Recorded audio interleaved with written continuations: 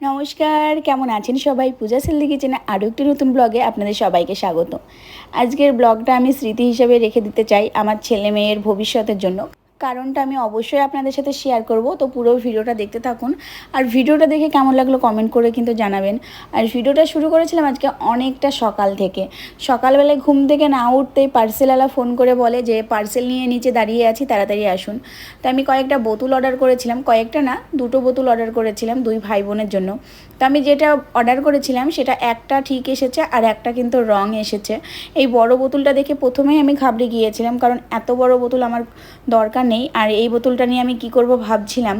তো তারপরে দেখলাম এই যে ছেলের জন্য যেই বোতলটা অর্ডার করেছিলাম, এটা কিন্তু গাড়ি, কিন্তু তার ভেতরে আছে জলের বোতল। এই বোতলটা একদম ঠিকঠাক এসেছে আর এটা কিন্তু অনেক সুন্দর হয়েছে, এটা বেশ পছন্দ হয়েছে। কিন্তু এই যে বড় বোতলটা, সেটা নিয়ে কি করব ভাবছি, কারণ আমি অর্ডার করেছিলাম মেয়ের জন্য অন্য একটা বোতল, এসেছে বড় বোতল। তো প্রথমে তো আমি ঘাবড়ে গেলাম, ভাবলাম এটা হচ্ছে রিটার্ন করব, আর একদমই ভালো লাগছে না, এত বড় বোতলের আমার কোনো দরকার নেই। তো তারপরে তো ওরা দুই ভাই বোনে মারামারি শুরু করে দিল, বলছে যে দাদারটা খুব সুন্দর এসেছে, আমারটা একদমই ভালো আসেনি, আমারটা অনেক বড় এসেছে। কিন্তু বোতলটা যখন খুললাম তার ভেতরে দেখছি আরও দুটো বোতল আছে। ভালোই হলো, একটার সাথে তিনটে বোতল হয়ে গেল। আর ছেলের জন্য যেটা অর্ডার করেছিলাম সেটা মেয়েকে দিয়ে দিলাম। আর ওই ছেলে বড়োর ভেতরে যে একটা মাঝারি বোতল ছিল সেটা ছেলে নিয়ে নিল, তার জন্য আর পার্সেলটা আমি রিটার্ন করলাম না। যাক, ভালো হয়েছে, একসাথে তিনটে পেয়ে গেলাম। তারপরে চলে আসলাম ছাদে। সকাল থেকে ঘুম থেকে উঠে দেখছি ফিরফির করে বৃষ্টি পড়ছিল, এখনও কিন্তু চারিদিকে মেঘটা বেশ ভালোই আছে, অন্ধকার কালো তাই মনে হচ্ছে। এদিকে ছাদে কিন্তু খুব সুন্দর লাগছে, এত ফুল ফুটেছে, হালকা হালকা বৃষ্টি পড়ছে, তার মধ্যে খুব সুন্দর হাওয়া দিচ্ছে, দেখতে কিন্তু খুব সুন্দর লাগছে ফুলগুলোর সাথে। এই হাওয়াটাও ফিল করছিলাম। কয়েকদিন ধরে বৃষ্টি পড়ছে, তার জন্য ছাদে ঠিকমতো আসাই হচ্ছে না, তো এসে দেখছি অনেক ফুল ফুটেছে, দেখতে অনেক সুন্দর লাগছে। এই যে ছোট ছোট গাছগুলোতে ফুলে ভর্তি, নিজের হাতে যত্ন করে লাগানো এই গাছগুলো, এত ফুল ফুটেছে, দেখতে খুব সুন্দর লাগছিল। তো পুজোর জন্য আমি ফুল তুলে দিলাম। এই দেখুন, আমি অনেকগুলো ফুল তুলেছি আর নিচ থেকেও আমি প্রচুর ফুল তুলে এনেছি। তো এখান থেকে আমি এই ফুলগুলো জোগাড় করলাম। আমি মোটামুটি ছাদে যা ফুল হয়ে যায় তাই দিয়েই পুজো করি, নিচে খুব একটা যাই না। তো এখানে দেখছি একটা প্রজাপতি এসে ফুলের উপরে বসতে, কত সুন্দর লাগছে প্রজাপতিগুলো, অনেকগুলোই প্রজাপতি এসেছে, ঘুরে বেড়াচ্ছে। তারপরে শুরু হলো ফিরফির করে বৃষ্টি পড়া। তো আমি চলে গেলাম ঠাকুর ঘরে। আর আমি আজকে পুজো করব না, পুজোটা করবে মাসি। আমার যখন কোনো প্রবলেম থাকে তখন মাসি পুজো করে, কিন্তু মাসি আমার থেকেও না খুব সুন্দরভাবে পুজো করে। প্রত্যেক দিন যেদিনকে পুজো করতে আসবে সেদিন আলপনা দেবে, খুব সুন্দরভাবে ঠাকুরকে গুছিয়ে ভোগ দিবে, তারপরে ভালো করে ফুল দিয়ে সাজাবে। তো মাসি এসে সকাল সকাল কিন্তু ঠাকুর ঘরটা পরিষ্কার করে নিয়েছে।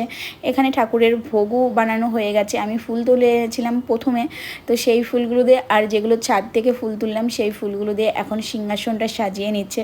তো এখানে মাসির পুজো করতে অনেকটা সময় লাগবে। আমি চলে যাচ্ছি নিচে, কারণ নিচে অনেক কাজ আছে। আর এদিকে সায়ন এসেছে শাঁখ নিয়ে, শাঁখটা বাজাতে পারছে না, তবে এই শাঁখটা না অনেক ভালো, মানে এত সুন্দর বাজে, একটু হালকা ফু দিলেই কিন্তু খুব সুন্দরভাবে শাঁখটা বাজে। তো সায়ন প্রথমে কিছুতেই পারছিল না, তারপরে অনেক চেষ্টার পরে শাঁখটা বাজালো। তারপরে এদিকে শুরু হয়ে গেল জোরে জোরে বৃষ্টি, প্রচণ্ড জোরে জোরে বৃষ্টি পড়ছিলো। এমনিতেই কদিন ধরে এত বৃষ্টি পড়ছে, এখন আর বৃষ্টি সত্যি বলতে ভালো লাগছে না, কারণ দুই একদিন ঠিক আছে, 4-5 দিন ধরে একই রকমভাবে বৃষ্টি পড়ছে। মাসি এদিকে পুজো করছিল, আমি চলে গেলাম নিচে টুকিটাকি যা কাজগুলো থাকে সেইগুলো আমি সব সেরে সুরে নিলাম। তারপরে মাসি এদিকে পুজো করে চলে আসলো।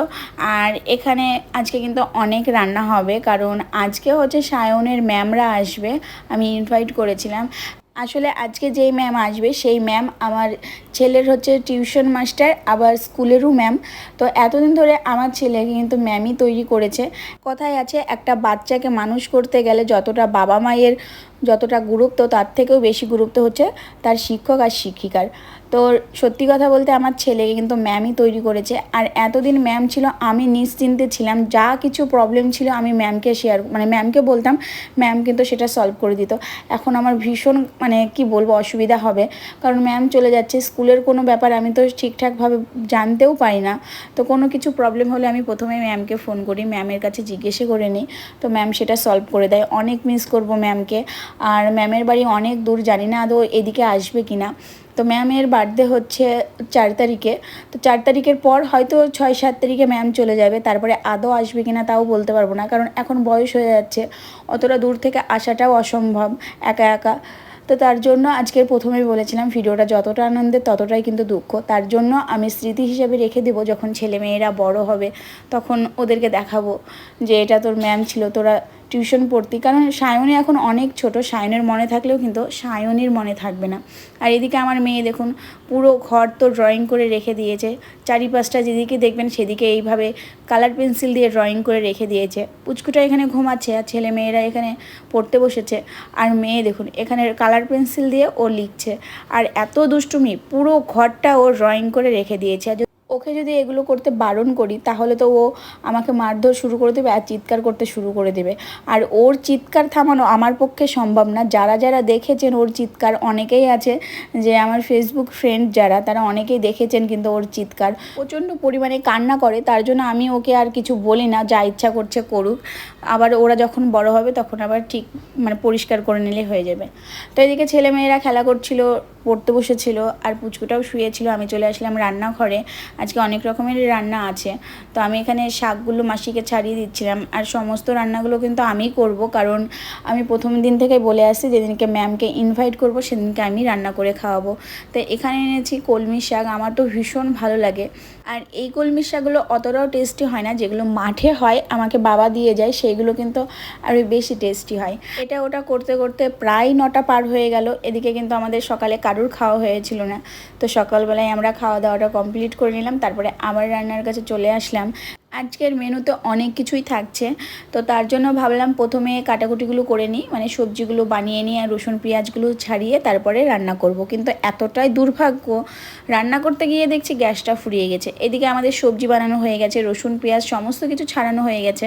আবার এদিকে এতটাই দুর্ভাগ্য যে ছোট সিলিন্ডার ছিল, ছোট একটা গ্যাস ছিল, তাতে যে রান্না করব সেটাতেও দেখছি গ্যাসটা ফুরিয়ে গেছে। এদিকে মাসি আলু ভাজতে ভাজতে অফ করে রেখে দিয়েছে, আলুটার পুরোপুরি ভাজা হয়নি।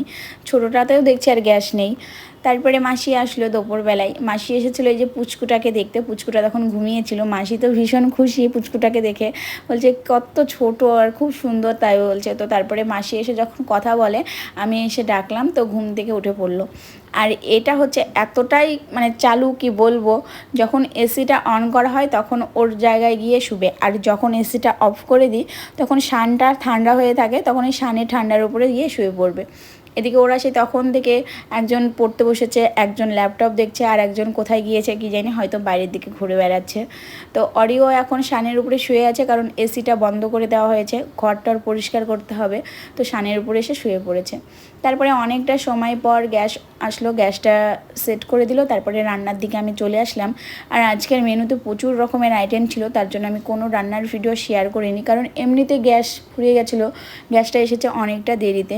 অন্যান্য সময় কি করি, একটা গ্যাস যখন ফুরিয়ে যায় তার আগে কিন্তু অন্য একটা গ্যাস চলে আসে। তো এবার কি হয়েছে, একটা গ্যাস আমার 15 দিনও গেল না। অন্যান্য সময় একটা গ্যাস কিন্তু প্রায় 1.5 মাসের কাছে চলে যায়। এবার কি হয়েছে ভগবান জানে, যে 15 দিনও গ্যাস গেল না। তাছাড়াও তেমন কিন্তু রান্নাও হয়নি। তো যে গ্যাস অফিস থেকে যে আসে তাকে বললাম ব্যাপারটা, বললো কি যে এর আগেও 2-3 বাড়িতে নাকি এমন হয়েছে। তো তারা বললো ঠিক আছে আমরা দেখছি, গ্যাস অফিসে গিয়ে কথা বলছি। তারপরে রান্নাগুলো বসিয়ে দিয়ে এসে এদিকে অরিওকে পরিষ্কার করে দিচ্ছি, কারণ দুপুর হয়ে গেছে, বৈকাল হয়ে গেলে তখন ওর ঠান্ডা লেগে যাবে। তো এখন ওকে পরিষ্কার করে দিচ্ছি। আর এত চুপচাপ থাকে না, ওকে যখন পরিষ্কার করে দিই চুপচাপভাবে দেখে আর চুপচাপভাবে খেলা করে। তো আমি ওকে পরিষ্কার করে দিচ্ছি, আর এদিকে সায়নী এসে ওর সাথে খেলা করছে। এমনিতে সায়নী সবসময় ওর সাথেই খেলা করে। আর অরিও দেখো কত গুড বয়, চুপ করে পরিষ্কার করে দিচ্ছি, ওর কিন্তু আরাম লাগছে। তো এখানে শুয়ে পড়েছে আমার কোলে, তো আমি ওকে পরিষ্কার করে দিচ্ছি। এখনও ওকে স্নান করানো শুরু করিনি, ওর বয়স এখন 55 দিন। যখন ও 3 মাস হবে তারপরে ওকে স্নান করানো শুরু করা হবে। তো দেখো কত ভালো লাগছে না দেখতে, চুপচাপভাবে বসে আছে, আর আমি কত সুন্দরভাবে ওকে পরিষ্কার করে দিচ্ছি। এমনিতে বেশি একটা জ্বালায় না, ছেলে মেয়ের সাথে খেলা করে, যখন খিদে লাগে তখন আমার পেছন পেছন ঘুরঘুর করে। যখন ওর খুবই খিদে পায় না তখন আমাকে ডাকবে, যদিও এখন খুবই ছোট সেইভাবে ডাকতেও পারে না, তবে ও যখন খুবই খিদে পায় তখন আমার জামা কাপড় ধরে টান দিবে। তোর পরিষ্কার করানো হয়ে গেল, তার আগে ওকে খাওয়ানো হয়ে গেছে। এবার সায়নীকে একটু আদর করে দিচ্ছে। আমার ছেলে মেয়ে দুজনের সাথে কিন্তু খুব সুন্দরভাবে ও মিশে গেছে, দুজনেকেই বুঝতে পারে। তো ওর পরিষ্কার করানো হয়ে গেছে, এখন সায়নীর সাথে খেলা করবে। আর ওর খাওয়ানোটাও হয়ে গেছে। আর খাওয়ানোর পরপরই না ও শুধু ঘুমিয়ে থাকে, যখনই খাইয়ে দেবো তার পরপরই শুয়ে পড়বে, ঘুমিয়ে যাবে। তো এদিকে খাওয়ানো দাওয়া হয়ে গেছে, পরিষ্কার করাও হয়ে গেছে। এখন ওই যে দিদির কাছে শুয়ে পড়লো। এখন দুজনেই ঘুমিয়ে যাবে, কারণ সায়নেও এখন দুপুরবেলায় শুয়ে পড়বে। আমি আজকে অনেক সকালবেলায় উঠেছি, তাই দেখে সায়নেও কিন্তু অনেকটা সকালবেলায় উঠে পড়েছে। তো এই যে দুই ভাই বোনে এখন দেখুন কেমন মারামারি করছে। এদিকে দেখতে দেখতে দুপুরটা পার হয়ে গেল। ম্যামরা এসেছিলো দুপুরবেলায়, খাওয়া দাওয়া করে এখন বসে আছে। আর আমি আজকে রান্নার ভিডিও শেয়ার করতে পারলাম না, কারণ হচ্ছে এমনিতেই রান্না করতে অনেকটা সময় নষ্ট হয়ে গেল, কারণ গ্যাসটা ফুরিয়ে গেছিলো। তখন আমরা বসেছিলাম অনেকটা সময়, তার জন্য সময়টা খুব তাড়াতাড়ি ছিল। আর এই দুটো গিফট ম্যামের জন্য আনা হয়েছে। তো মেয়ের দিবে পেনটা, আর ছেলে দিবে এখানে একটা গ্লাস আছে রুপোর। তো এই গ্লাসটা আমি ভাবলাম যে কাপড় টাপড় দেওয়ার থেকে এমন কিছু দিই যেটা স্মৃতি হিসাবে ম্যামের কাছেও থাকবে। কখনো যদি জিনিসটা দেখে তাহলে বলবে যে আমার স্টুডেন্টরা দিয়েছে। তো গিফট দুটো কেমন লাগলো অবশ্যই কিন্তু কমেন্ট করে জানাবেন। তো ছেলে মেয়েকে বলছি তোমরা গিয়ে এখন দিয়ে আসো গিফটগুলো। আমি ভেবেছিলাম গিফটের সাথে একটা ফুলের তোড়া দিব, কিন্তু বাইরে এত জোরে জোরে বৃষ্টি পড়ছে, আমি আর বাইরে যেতে পারলাম না। তো ছেলে মেয়ে যাচ্ছে, মেয়ে তো ভীষণই ভয়ে হয়ে যাচ্ছে, কারণ ম্যামের পাশে যাকে দেখতে পাচ্ছেন সে হচ্ছে নতুন স্যার। তো আমি বলেছি ভীষণ রাগী স্যার, তার জন্য ভয়ে হয়ে যাচ্ছে, কারণ স্যার পাশে বসে আছে। তো ম্যামকে গিফট দিল, তারপরে সায়ন প্রণাম করলো, তারপরে সানাও দিল। তো দুজনকেই খুব আদর করে দিল। তো ম্যামকে বলবো অবশ্যই ভালো থাকবেন, নিজের খেয়াল রাখবেন। তো চলুন ভিডিওটা আজ এখানে শেষ করি। ভিডিওটা কেমন লাগলো কমেন্ট করে কিন্তু অবশ্যই জানাবেন। সবাইকে টাটা বাই বাই, সবাই ভালো থাকবেন, দেখা হচ্ছে আবার নতুন ব্লগে।